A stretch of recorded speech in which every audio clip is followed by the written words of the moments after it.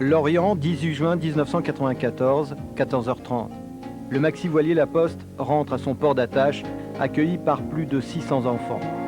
Dans leurs yeux, des rêves d'aventure pour la plus mythique des régates, la Whitbread, la course autour du monde en équipage.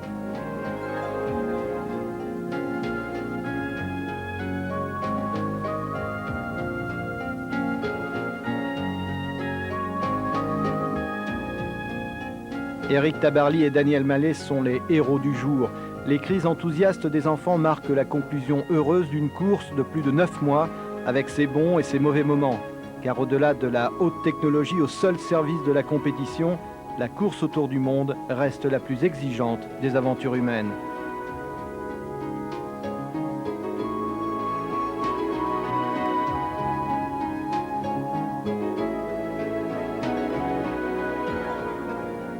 La Whitbread, c'est 32 000 milles de course en 6 étapes. La première est un plongeon vers l'Amérique du Sud, avec comme principale difficulté le toujours délicat passage du Poteau Noir.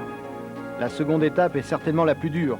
Pour éviter une route trop sud au milieu des icebergs, les organisateurs ont imposé une marque de parcours, l'île du Prince-Édouard. La plus courte des étapes est loin d'être la plus facile. En mer de Tasmanie, les vents sont toujours violents. Quatrième étape de légende, le sud, le froid, les icebergs et le plus célèbre des caps, le Cap Horn. À nouveau, le passage du Poteau Noir pour une 5e étape, extrêmement tactique jusqu'aux côtes américaines. Enfin, retour à la case départ par l'Atlantique Nord, ultime régate, souvent cassante. À Southampton, ils sont 15 à prendre le départ, répartis en 2 classes. Les Vor 60, nouvelle classe de 60 pieds, spécialement conçue pour la Whitbread, et les Maxi, parmi lesquels le seul concurrent battant pavillon français, La Poste. La 6e édition s'annonce extrêmement professionnelle. C'est ça. Je pense que... Puis pour toute la Whitbread elle-même, je pense. Hein, quand on voit arriver Chris Dixon, Dennis Connors, c'est sûr que le côté aventure, le côté With Integrity, GB2, tout ça c'est fini. Et là maintenant c'est la régate pure et dure autour de 3 bouées, mais autour du monde, quoi. Alors qu'est-ce qui va faire la différence? Bah, les hommes comme d'habitude, parce que je crois que c'est avec un équipage soudé, compétent, que les options vont être bien prises et puis qu'on gagnera les quelques minutes qui vous feront la différence. Parce qu'à mon avis, sur certaines étapes, ça va être très chaud. Ils sont donc 16 à bord et 4 à terre pour l'équipe d'assistance à défendre les couleurs tricolores. Issus de tous les milieux, ils ont été sélectionnés par Daniel parmi des centaines de candidatures. Pour eux, la Whitbread, c'est l'aboutissement d'années de travail et d'entraînement, un investissement personnel total. Un équipage original constitué de marins expérimentés, de sportifs de haut niveau et de membres de la SPTT comme Patrick Deloff, postier au centre de tri de Nice. Oui, je crois que j'avais souligné ma combativité et ma volonté d'être à fond dans un projet où je sais il n'y a aucune concession et il faut surtout être disponible. Et ça, j'avais dit que j'étais prêt à le faire parce que ça demande quand même beaucoup de sacrifices, beaucoup de travail, beaucoup de disponibilité. Et ça, il faut bien savoir avant de s'engager où on va. Moi, je savais très bien, tout simplement parce que je connaissais un petit peu les gars qui avaient participé à la dernière course. Je savais que ça n'avait pas toujours été une partie de plaisir et je me disais, si je rentre dans ce circuit, ça ne sera pas des vacances. Ce sera une belle aventure, mais ça ne sera jamais des vacances. La Whitbread a considérablement évolué. Elle attire aujourd'hui les meilleurs équipiers et skippers du moment et pas forcément les spécialistes de ce type de course de fond. Difficile ici de donner un pronostic tant le niveau est élevé. Côté français, on attend ce départ avec beaucoup d'impatience. Rentrer enfin dans le vif du sujet, certainement, puisque si on travaille depuis longtemps et assez durement pour beaucoup, l'objectif c'est la Whitbread, donc si on est au départ, c'est qu'il y a une partie déjà de l'objectif qui est atteint. Mais le soulagement, non, le soulagement ce sera dans 8 mois quand on aura donné tout ce qu'on pouvait donner, tout ce qu'on avait envie de donner. et que le résultat, que dis la censure sera tombée, bonne ou mauvaise, mais au moins on aura vu ce qu'on était capable de faire en ayant envie de le faire. Thank you very much. Ah, thank you very much indeed. No picture, no photo, ok? Aïe, aïe, aïe. Bon. Jacques, c'est le grand jour. Ah là, ça y est, c'est parti. Je pense que depuis le temps qu'on attend ça, il est temps que ça parte parce qu'on commence à avoir un peu la pression dans les pattes quand même. Je crois que la belle délivrance, ça sera le coup de canon. Alors je crois que ça va être peut-être départ suspect. Ça va partir taquet. Allez, on y va.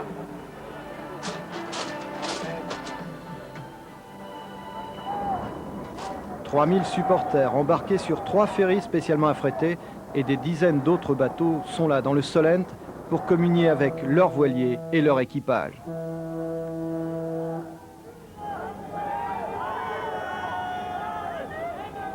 L'âme, la richesse, la force et l'originalité du projet, ce sont les supporters et les enfants qui, dans leur classe, suivront chaque jour la marche de la Poste.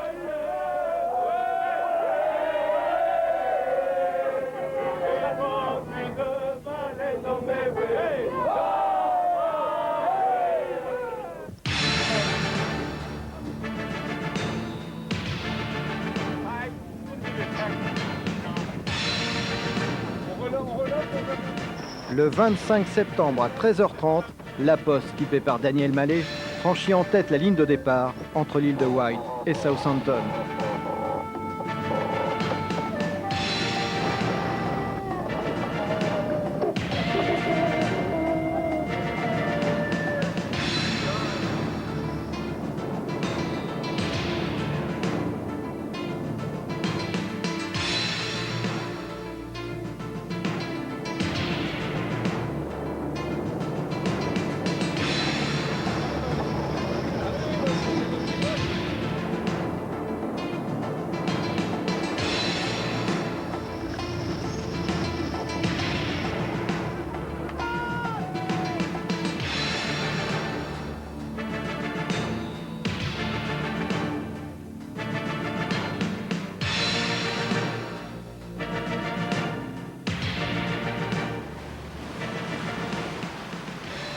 Les premiers jours de course dans le golfe de Gascogne sont meurtriers.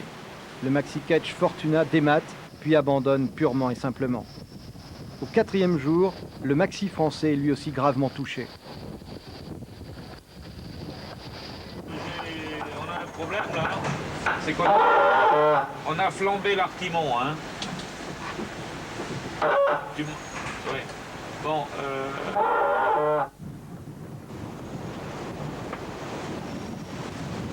on fait une passoire comme ça aussi. Le mât d'artimon est flambé, c'est-à-dire vrillé sur lui-même à la limite de la casse.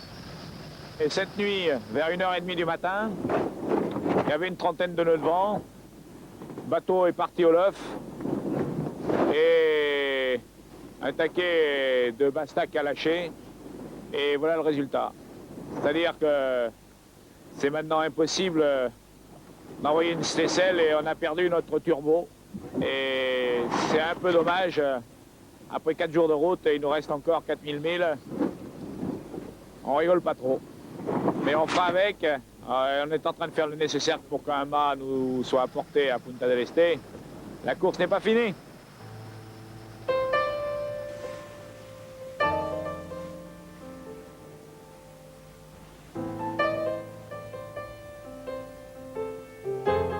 Malgré ce handicap, la Poste reste en course avec pour seul objectif minimiser l'écart avec les voiliers de tête. À bord, les hommes ont trouvé le rythme dans cet espace réduit. En course, en fait, on vit en permanence sur ces voiles humides. On dort au vent, dans les bannettes. La cuisine est au centre, juste devant le compartiment moteur, indispensable pour l'énergie.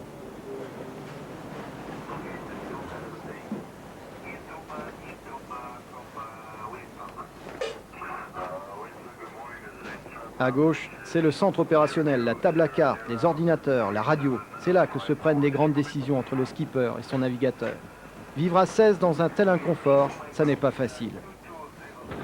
C'est très difficile. très difficile, aussi bien sur le bateau qu'à terre. On vit ensemble, pour ainsi dire 24 heures sur 24.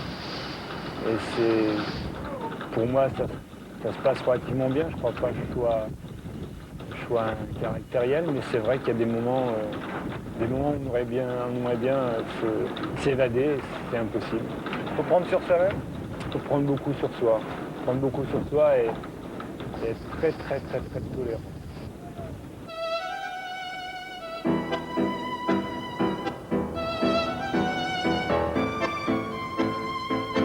À Punta del Este, en Uruguay, terme de la première étape, New Zealand, skippé par Grant Dalton, franchit la ligne en tête avec 8 heures, 22 minutes et 37 secondes d'avance sur Merit Cup, le maxi suisse skippé par Pierre Fellman.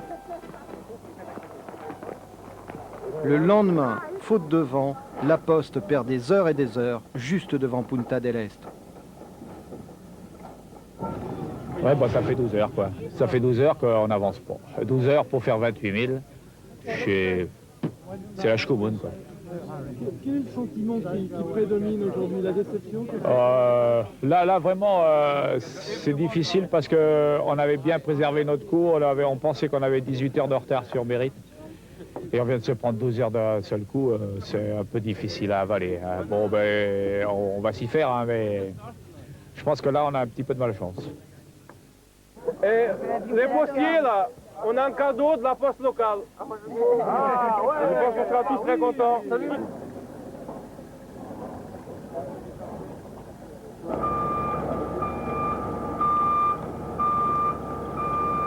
Par Saint-Jacques, ça tombe bas. Sauvé par le gong.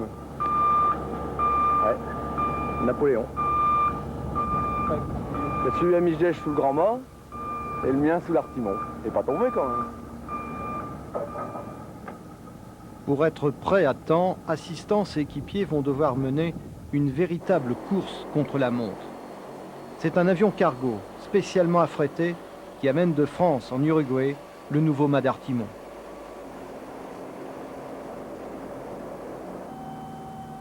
Pas facile, en effet, d'acheminer dans les temps un tube de près de 30 mètres de long, même en 2 parties.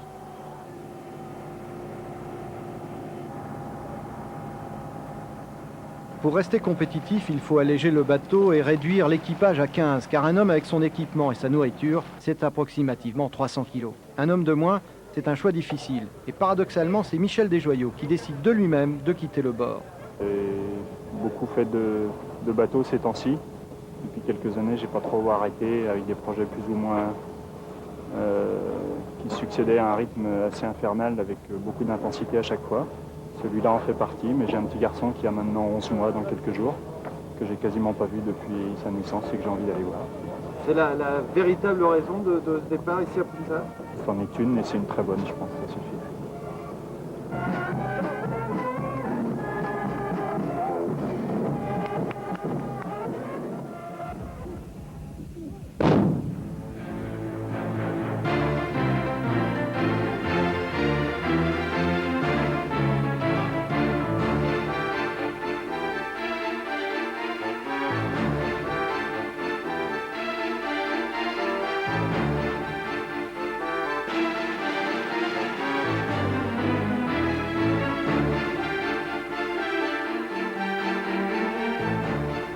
Cap sur le Grand Sud, la plus longue des étapes, 7558 milles, avec l'île du Prince-Édouard pour seule marque de parcours. Ben, la technique sur l'étape à venir, c'est, je dirais, aller le plus vite possible avec un maximum de sécurité, parce que c'est limite partout. Est-ce que vos ennuis dans la première étape vont vous faire lever le pied? Non, ça ne va pas nous faire ni lever le pied, ni mettre trop loin l'accélérateur. On a géré notre course comme on doit la gérer comme des professionnels et pas faire mettre la pression de quel côté que ce soit. Ce matin, il fait 5 degrés, c'est assez frais. La Poste plonge au sud du 50e parallèle. Les hommes sont fatigués, ils n'ont pas pu se reposer pendant l'escale uruguayenne compte tenu de l'ampleur des travaux sur le bateau. Le froid, l'humidité permanente sont éprouvants pour les organismes.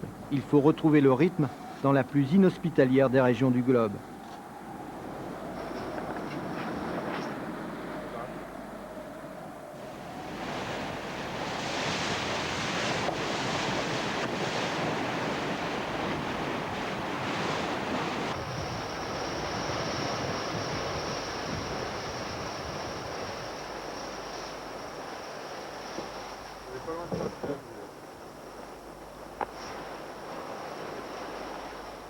Là, en ce moment, on nous signale des icebergs à plus de 60 000 dans notre nord. On est le bateau le plus sud actuellement. On est par 53 degrés 24 sud et on n'a pas grande visie. Hein. On est le radar qui tourne en permanence. Et l'eau est à 2 degrés 4. Là, on est, je pense, pas loin des séries d'icebergs.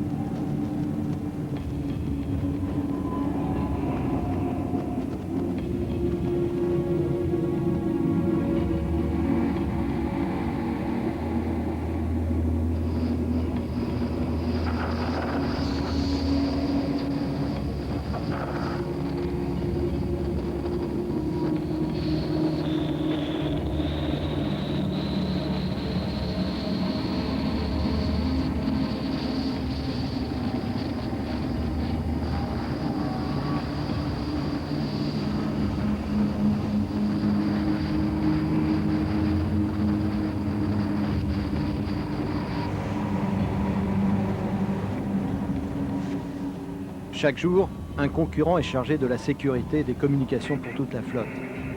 Le 3 décembre, Grant Dalton sur New Zealand reçoit l'appel de détresse en provenance du voilier italien Brookfield.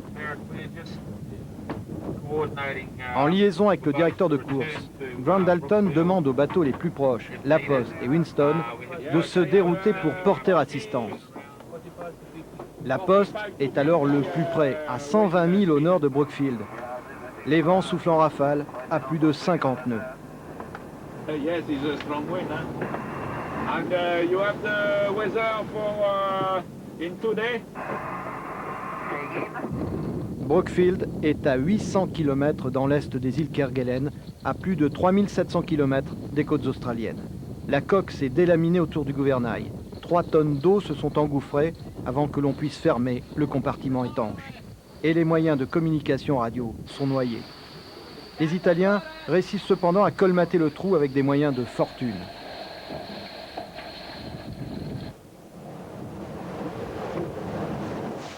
Ce qui est grave, c'est que la balise a émis et s'est arrêtée. Donc les organisateurs de la course nous ont demandé d'arrêter la course et de nous dérouter vers cette position-là. Nous faisons route maintenant. Les conditions actuelles ? Les conditions actuelles, 50 nœuds de noroît à ouest, ouest-noroît, et nous sommes vent de travers. Les postiers vont réaliser un véritable exploit, sans autre information que le premier Mayday, grâce à une excellente analyse de la dérive du bateau. 11 heures seulement après le déclenchement des secours, ils localisent le voilier italien.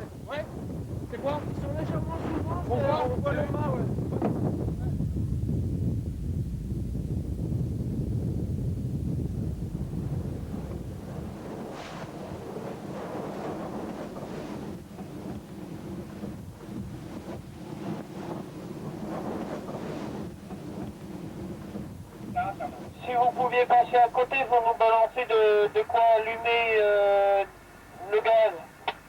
Okay, so Winston, de quoi allumer du gaz, c'est-à-dire de briquer allumette, c'est ça que vous voulez? Ouais, c'est ça, parce qu'on a plus de gaz là-dessus. Ok, d'accord. Les Italiens sont sains et saufs. Daniel peut transmettre la bonne nouvelle au PC Course. Mais le baromètre, lui, continue à descendre. Les organisateurs demandent aux Français de rester près du bateau italien.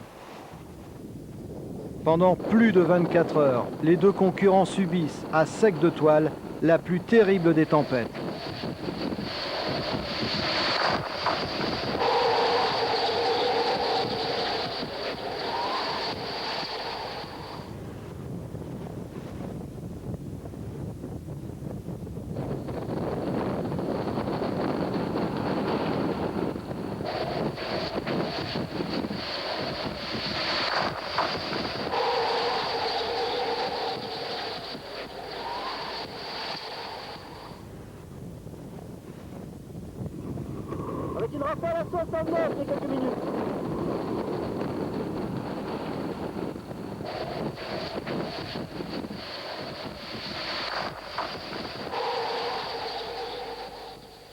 À Fremantle, en Australie, c'est un VOR 60 qui gagne toutes classes confondues. Intrum Justicia, qui par ailleurs pulvérise le record mondial de vitesse pour un monocoque, avec 424 400 en 24 heures, soit 17 nœuds, 17 de moyenne. Tokyo, skippé par Chris Dixon, prend la tête au classement général des VOR 60. Avec Yamaha, 3 VOR 60 devancent le premier des maxi, Merit Cup. Lui-même, 1 heure et 45 minutes devant New Zealand, qui avait perdu le haut de son mât d'artimon. La Poste arrive en Australie 3 jours après les premiers. Le jury lui accordera 2 jours, 23 heures et 33 minutes de compensation pour le sauvetage du voilier Brookfield.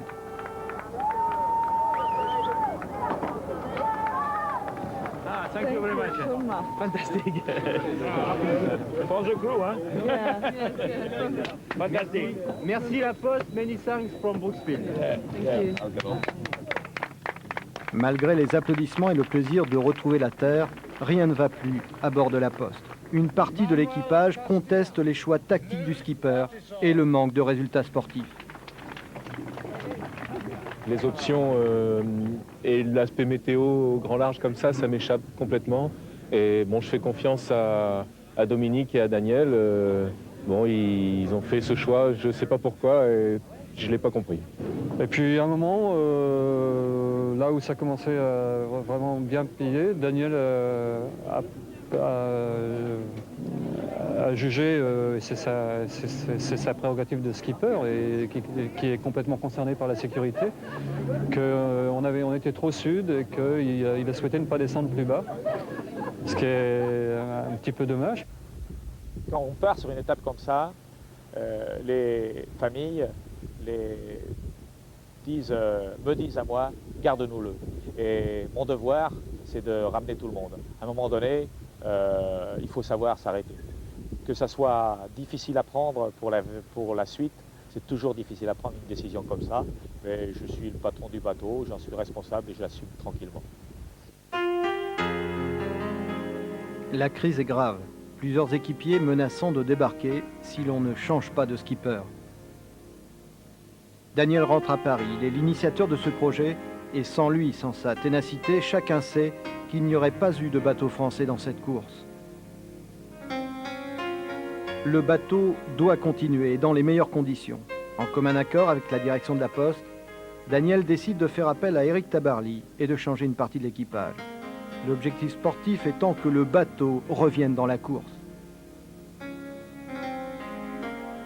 Eric sera secondé par Alvard Mabir. 3 nouveaux navigateurs viennent compléter l'équipage. He's basically going to be looking after running the boat smoothly. On pourrait dire un peu crew basket. Il y avait une grave crise sur mon bateau et j'ai pensé que la meilleure solution pour sortir de cette crise, c'était de faire appel à un skipper reconnu et mondialement reconnu pour sortir de cette crise-là, et j'ai fait appel à Eric Tabarly.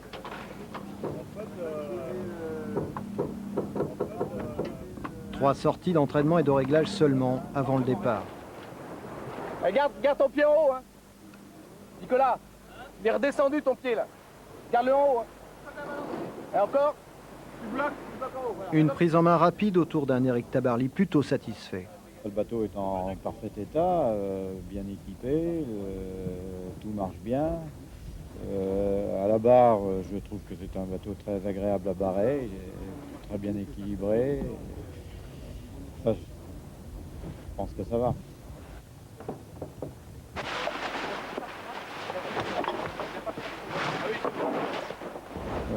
Moi, je pense qu'au bout de quelques jours, il n'y aura aucun problème. Mais bon, c'est vrai qu'il faut repartir un peu à zéro, apprendre à se connaître. Et puis, bon, point de vue navigation, je crois que ça ira vite.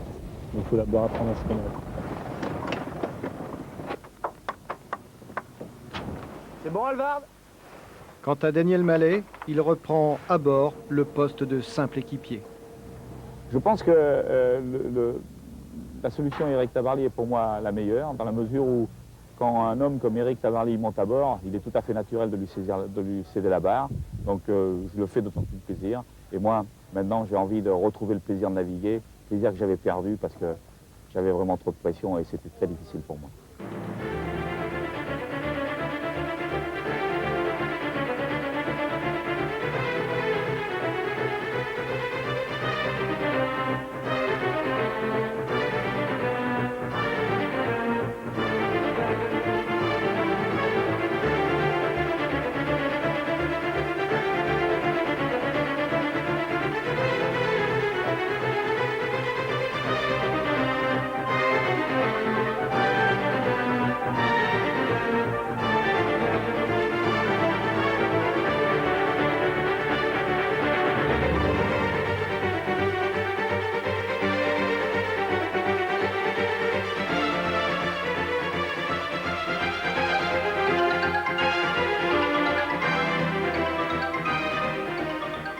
La troisième étape est la plus courte, 3272 milles par la mer de Tasmanie jusqu'à Auckland, en Nouvelle-Zélande.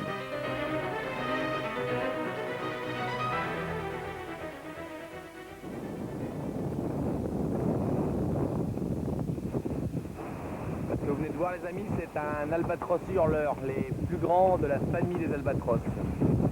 Belle bête, n'est-ce pas? Bonjour.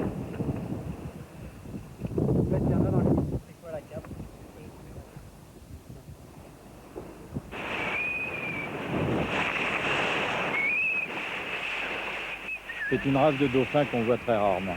Moi, j'ai vu, je crois que ça doit être la troisième fois seulement où je vois ces dauphins noirs et blancs, et avec la différence,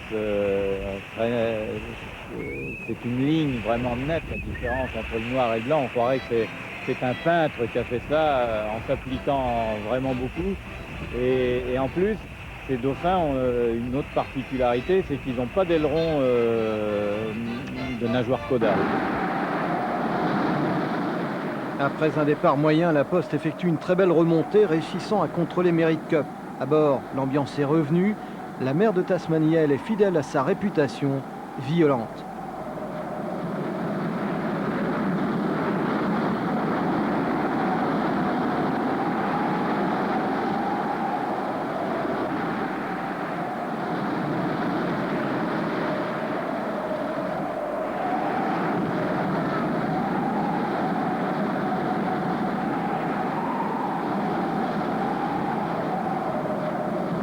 Alors le grain en mer de Tasmanie, deuxième.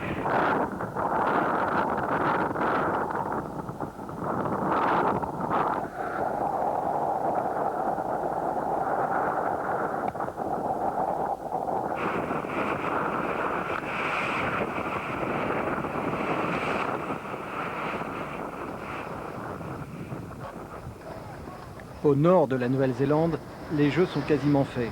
La Poste est largement devant son éternel rival Merit Cup. New Zealand Endeavour n'est qu'à une trentaine de milles devant.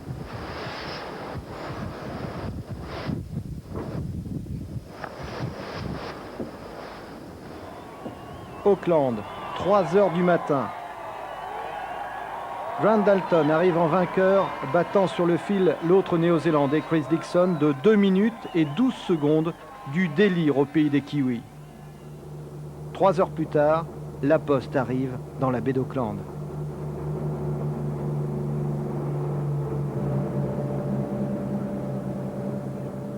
En ligne de mire, l'Espagnol Galicia. Commence alors l'un des plus beaux duels de cette Whitbread à quelques milles seulement de la ligne d'arrivée.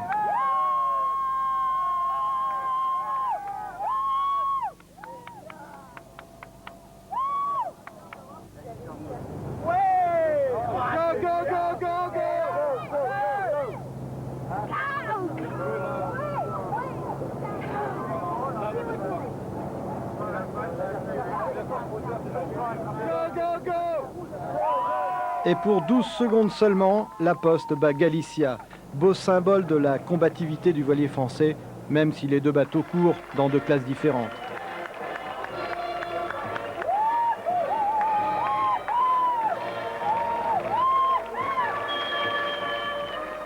Dans le clan français, le moral est au beau fixe et l'accueil des Néo-Zélandais époustouflant. Alors moi j'adore, c'est la 4e fois que je viens là, j'ai plein d'amis ici. C'est vraiment, je crois, une des capitales de la voile, avec Cherbourg. Et c'est avec un grand plaisir que je viens là. En plus de ça, c'est fabuleux. Il faut penser qu'on est arrivé à 6 h du matin, qu'il y avait déjà un monde fou, plein de bateaux sur l'eau. C'est bien, quoi.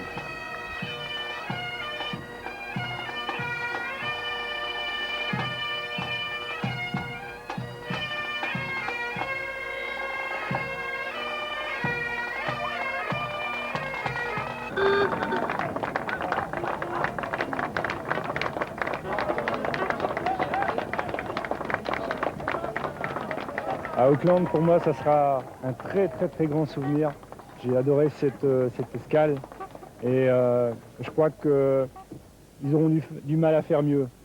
Ça restera gravé dans ma mémoire. C'est incroyable ce qui se passe ici. Ouais, c'est incroyable. Les gens, ils aiment la voile. Il n'y a aucun doute là-dessus. Ils aiment la voile, ils font tout pour qu'on soit bien. Et c'est vraiment extraordinaire l'organisation qu'on peut trouver ici. Moi, vraiment, je suis très étonné, quoi. J'aimerais qu'on puisse arriver à faire une chose pareille en France. C'est fabuleux.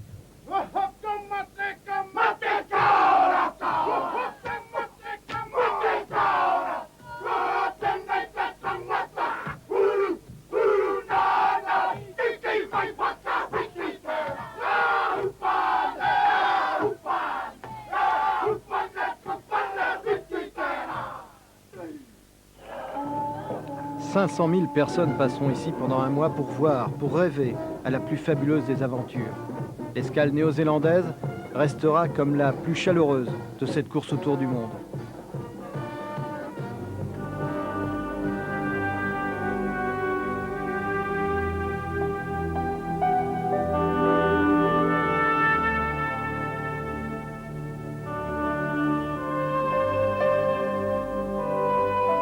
« 5 914 000, la plus mythique des étapes, celle du Horn. »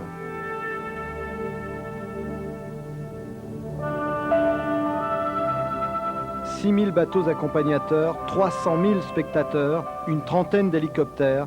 Le spectacle est total dans la baie d'Auckland.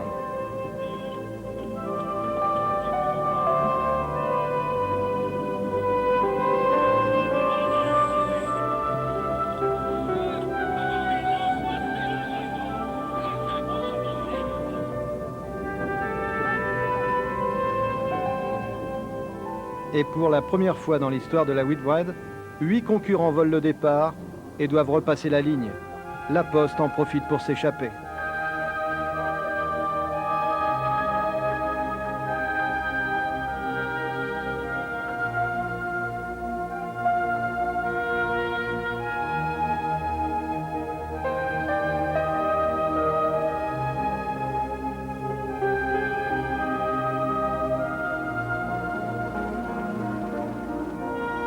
D'entrée de jeu, les voiliers subissent des vents de 30 à 35 nœuds.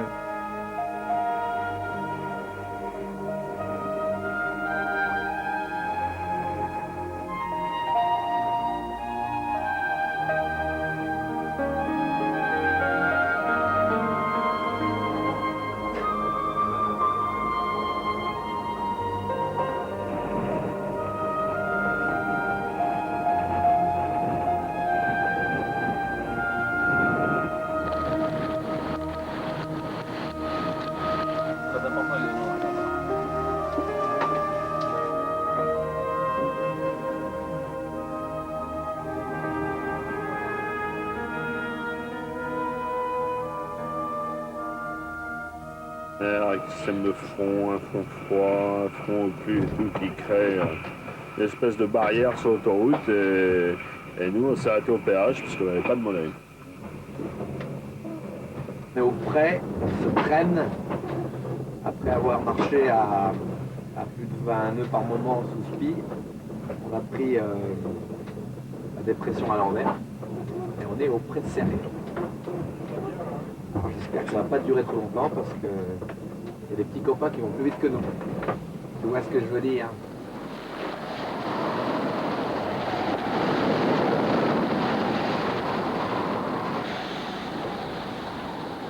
La 4e étape est celle de tous les dangers. La proximité des icebergs, le froid, l'humidité, la fatigue sont autant d'ennemis. Florent Rupert est le premier à tester les talents de chirurgien de François Le Castrec, le médical du bord.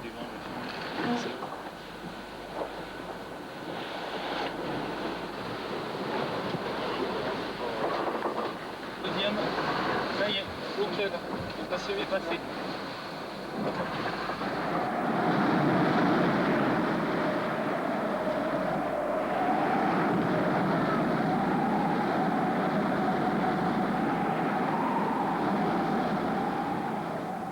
Par 55 degrés sud, il faut savoir se protéger. Le plus contraignant reste ces indispensables longues séances d'habillement.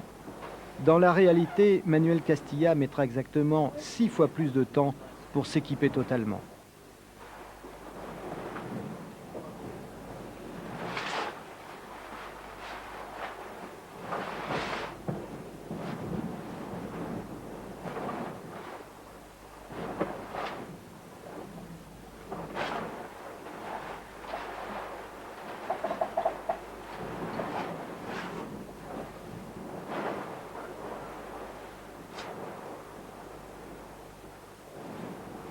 À bord, le maître mot, c'est la sécurité, la sienne et surtout celle des autres. Un petit peu d'historique, lors de la dernière Whitbread, deuxième étape, c'est au Malo. Des règles de sécurité importantes ont été rendues obligatoires. Exemple, combinaison de survie, gonflable. Et là-dessus, ça nous isole de l'eau froide parce que l'eau est à 0,5 degrés dans le sud. Harnais avec gilet incorporé, gonflable au contact de l'eau de mer. C'est-à-dire on tombe à l'eau, pop, ça se gonfle. Les fusées individuelles qu'on a dans nos poches. Et il suffit, c'est très simple, on a le percuteur qui est derrière. Et puis ça part. Sur le bras, on a le flashlight branché sur l'épaule. On a une balise de détresse personnelle que l'on percute si jamais on tombe à l'eau. Elle est reliée, je dirais, à une gonio à l'intérieur du bateau où on fait un gisement pour revenir sur le gars.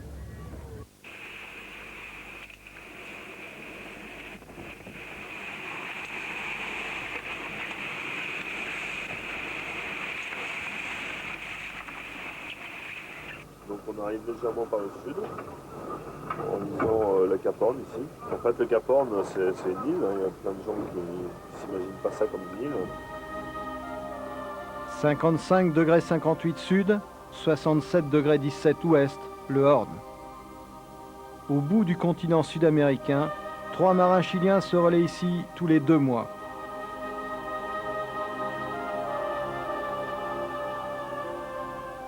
Le Horn, le plus légendaire des caps.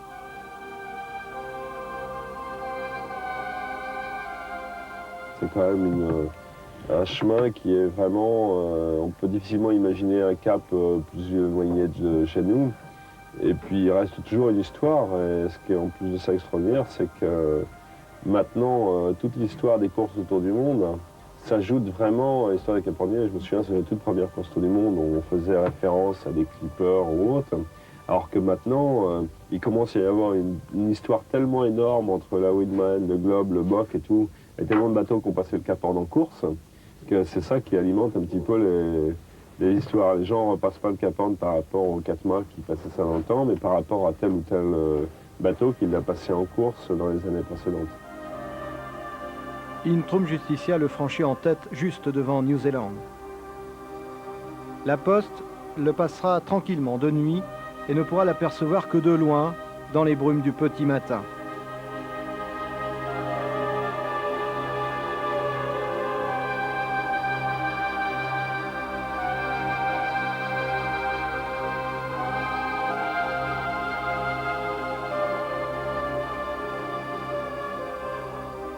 Le vent revient enfin dans le détroit de Lemaire.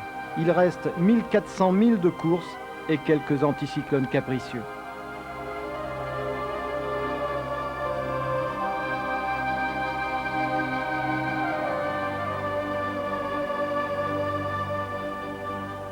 Les Français arrivent 11 heures après New Zealand, perdant une nouvelle fois quelques heures précieuses, faute de vent, juste devant Punta.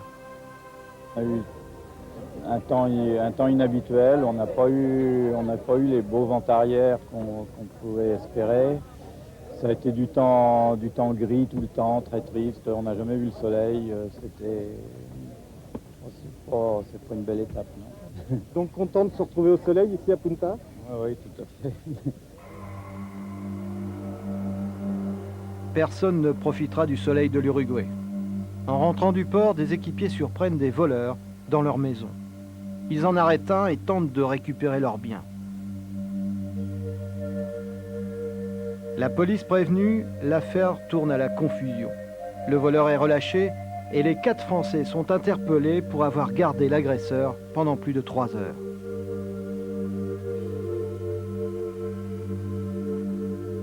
Dans l'attente d'un jugement, les 4 hommes, 2 équipiers et 2 hommes de l'équipe d'assistance sont incarcérés. La presse internationale réagit vivement. La direction de la Poste, comme la direction de la course, engage des démarches au plus haut niveau. Les concurrents expriment leur solidarité. Ce qui est arrivé au Postier aurait pu arriver à d'autres équipages, même au mien. Et je crois qu'on est une équipe, quand on fait la course autour du monde, on sait qu'on peut compter sur les autres pour nous sauver quand on est Si on a un gros problème dans les mers du Sud, je crois que là, on doit être tous solidaires pour essayer de sortir l'équipage de la Poste le plus vite possible. Hélas, il n'y aura pas de plus vite possible. La Poste repart, mais à 11, avec 2 équipiers en moins, pas question de les remplacer. Je pense qu'il y a des hommes qui sont en prison d'abord, qui souhaitent que leur bateau parte, parce que pour eux, c'est déjà une victoire. Deuxième chose, il ne fallait pas laisser le bateau en otage. Troisième chose, c'est en étant dans la course qu'on peut garder la pression et avec les gens de la course pour qu'on ne les oublie pas. Et troisième chose, je pense que le courrier passe toujours et je crois que ce symbole-là, il faut le défendre jusqu'au bout.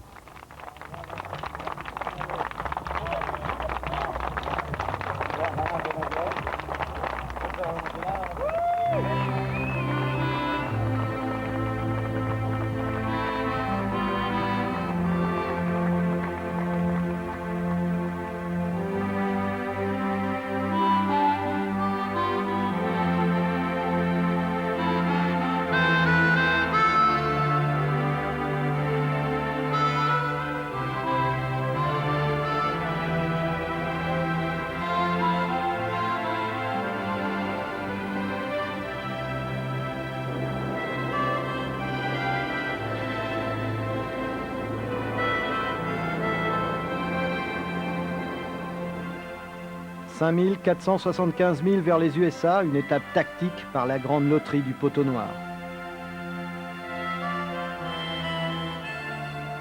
Après une semaine de course plutôt calme, la flotte est malmenée. Tokyo a dématé. Dolphin and Young ralentit la coque délaminée. À bord de la Poste, les 11 hommes se battent en tête 1000 par 1000 au contact avec New Zealand et Merit Cup.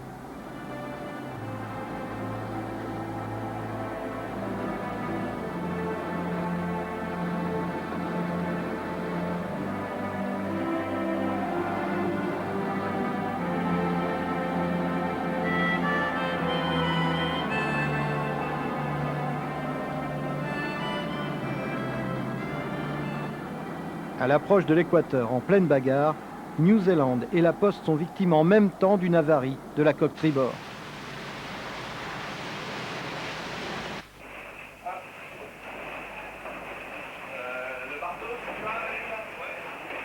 La coque a perdu dangereusement sa rigidité. On pense d'abord, comme sur le Maxi néo-zélandais, à un délaminage.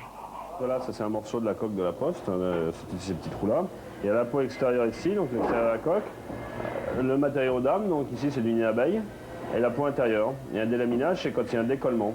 Et en fait, dans notre cas présent, il n'y a pas eu de décollement, c'est le nid d'abeille carrément, c'est le matériau d'âme qui s'est cassé dans son milieu, alors que la construction était irréprochable, il n'y a pas de problème a priori de collage ou autre. Les équipiers sont obligés de renforcer en découpant les planchers, mais le bateau, lui, est condamné à ralentir. Ça a coûté complètement l'étape. On était en tête, on contrôlait bien la flotte, on était bien en phase, le bateau est bien léger, on était en 11, et on voulait pour nos copains en tôle se vider les tripes. Eh ben, le bateau est cassé. Et puis après, trois drisses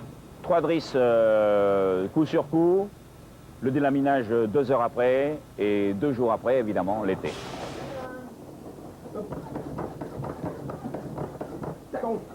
Attends. Ça va tenir tout ça. Non mais la pièce elle va être chiante en fait. Faut tout le temps avoir 2 sparkrafts indépendants. Mais je crois que j'en ai des sparkrafts là. C'est dommage là qu'on ait eu ces avaries. Et puis le poteau noir qui là on est resté planté dans le poteau noir alors que on était avec New Zealand, on était en vue, et puis à un moment il est parti, et puis nous on est restés. En gagnant l'étape américaine, Merit Cup peut encore croire une victoire au général.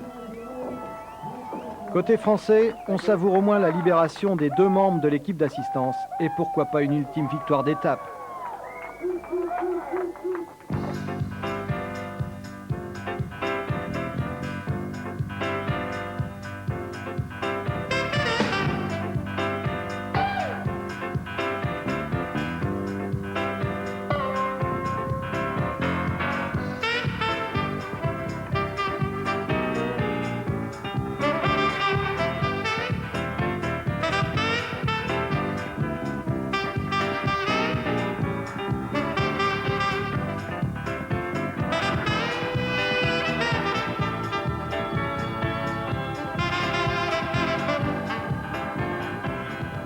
À Fort Lauderdale, les supporters de la Poste débarquent par centaines, enthousiasmes et solidaires.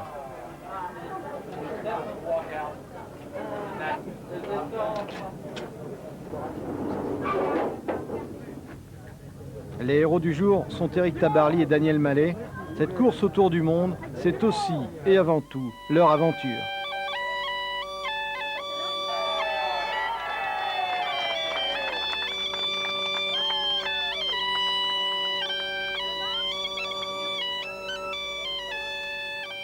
Vous venez d'où? Du Tarn-et-Garonne, Montauban. On vient de la Saône-et-Loire, de la Bourgogne. Lyon, France. Nous, on vient du Lot. On est supporters du Lot. Non, on a... le Pitts, le Lot. Le Lot. J'ai fait ton bateau grandeur nature à l'école. Ah, c'est toi qui as fait ça? Voilà. Dans une cour de récréation d'école. Eh, c'est super. Tout le monde m'en a parlé. Ouais, je suis très content de te rencontrer. J'ai pris 8 jours de congé pour ça. C'est vrai? T'es postier? Oui, bien sûr. Receveur. Dans mon bureau de poste, le panneau est affiché, le bateau il suit l'étape. Tous les jours, j'interroge Tatou, je marque les positions, je donne des renseignements à l'école du coin. Les écoles viennent me voir pour savoir où est le bateau. Je leur donne une petite carte. Quand Daniel vient, j'essaie de avoir un autographe pour leur donner en retour. Ils suivent ça de près, ouais, très bien. C'est toute la richesse de ce projet qui est le bateau n'est que le dessus de l'iceberg. Tout le reste, c'est ce postier qui a fait le pont du bateau dans sa cour d'école qu'on a vu tout à l'heure. Et ça, c'est tellement riche et ça nous donne vraiment la force de continuer.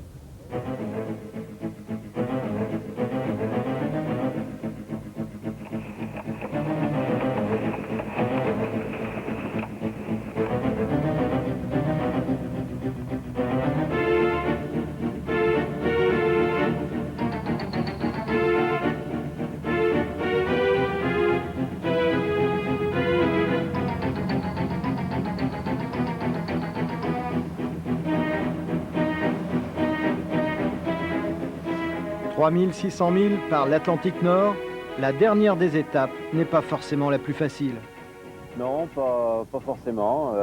Et d'ailleurs, d'après les prévisions, là, on devrait avoir du temps assez dur dans les premiers jours parce qu'on va se trouver avec du vent de boue dans le Gulf Stream, donc ça fait vent contre courant, ce qui va lever une mer certainement très dure dans le Gulf Stream.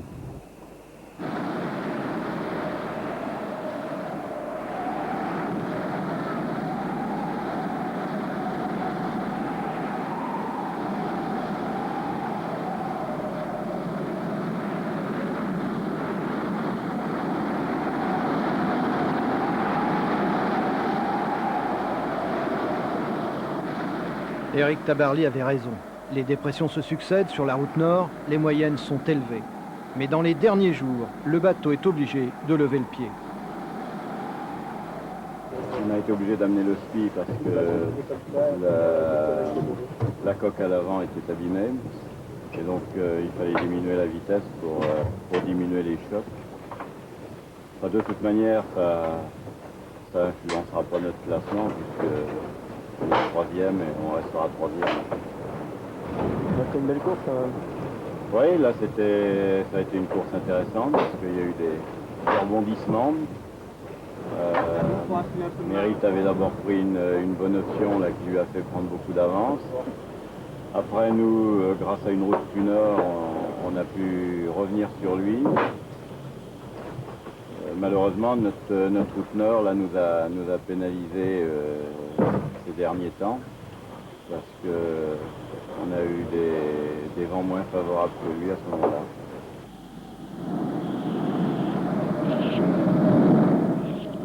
« 50 nœuds dans les Needles à l'entrée du Solent, la bagarre aura duré jusqu'au bout. Yamaha gagne la Whitbread dans la classe des VOR 60 et New Zealand dans la classe des Maxi.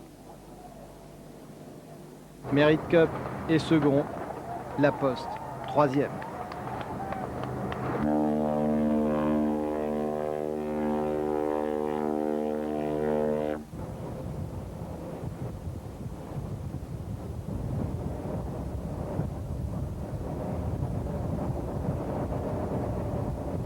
j'ai quand même navigué sur un bateau qui est très agréable.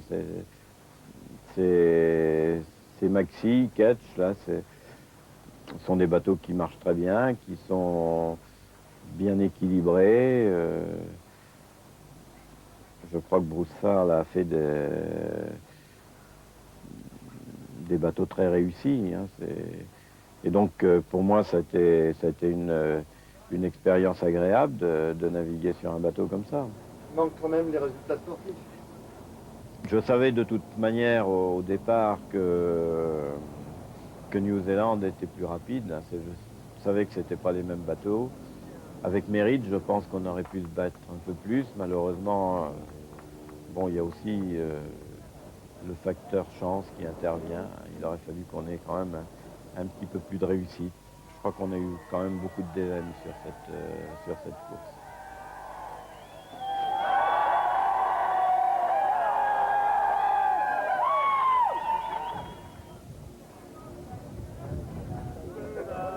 Mais ça, la course, c'était le dessus de l'iceberg. Derrière, c'est tous ces milliers et milliers de personnes qui ont vibré avec le bateau, qui ont suivi le bateau, qui ont cru au bateau. Et pour cela, je crois qu'ils ont été gâtés avec les aventures, parce que ça a été des aventures à rebondissement, avec des moments de peine intense, des moments de joie, et des moments de la vie, quoi. Et je pense que là, ils ont vibré avec nous. La preuve, c'est que faut le savoir.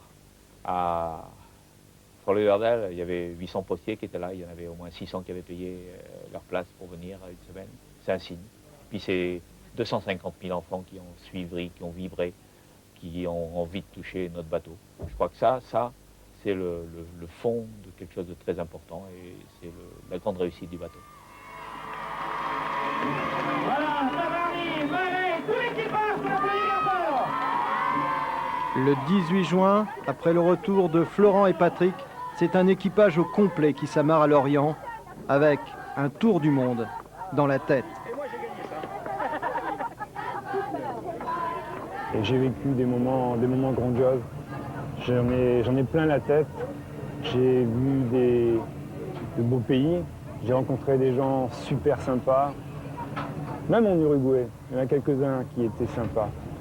Et le bilan, c'est que je suis heureux malgré tout. Heureux d'avoir vécu cette belle aventure.